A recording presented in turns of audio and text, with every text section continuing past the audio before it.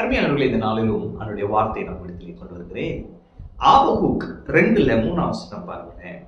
குறித்த காலத்திற்கு தரிசனம் இன்னும் வைக்கப்பட்டிருக்கிறது, முடிவிலே அது விளங்கும்.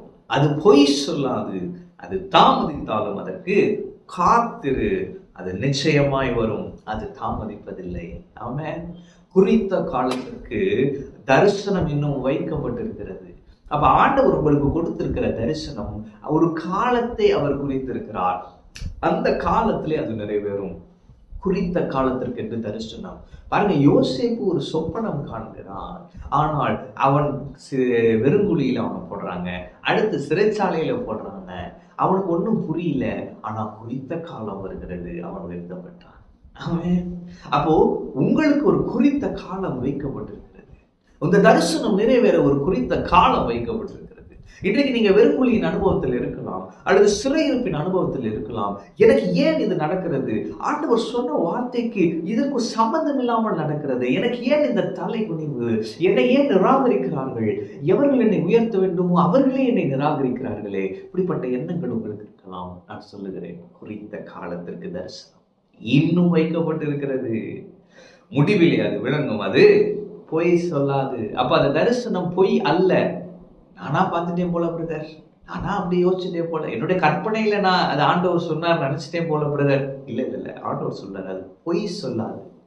ஏன் அப்படின்னா, பொய்யுரையாத தேவனிடத்தில் அது உங்களுக்கு வந்திருக்கிறது. ஆமென். அப்ப அந்த தரிசனம் சத்தியமா இருக்கிறது. அடுத்து என்ன போட்டிருக்காது? தாமதித்தாலும் காத்திரு. ஆண்டவர் என்ன சொல்றாரு? நீ வெயிட் பண்ணு, காத்திரு என்று சொல்றார்.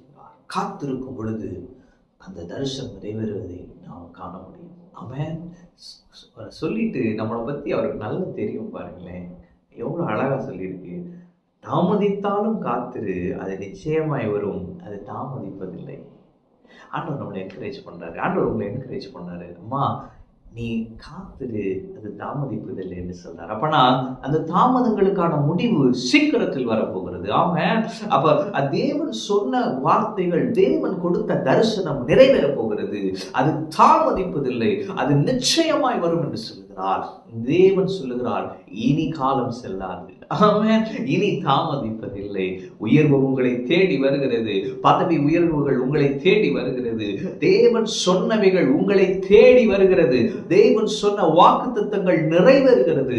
தேவன் சொன்ன அந்த உன்னதமான அழைப்பு உங்களை தேடி வரப்போகிறது.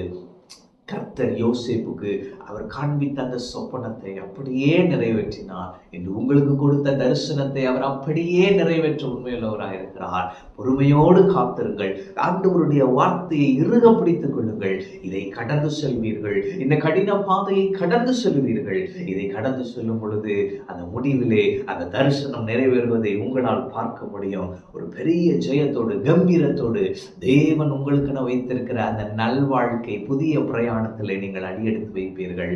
நிச்சயம் நிறைவேறும், அது தாமதிப்பதில்லை. ஆமென். கர்த்தர் உங்களோடு இருக்கிறார். கர்த்தர் ஆசீர்வதிப்பார்.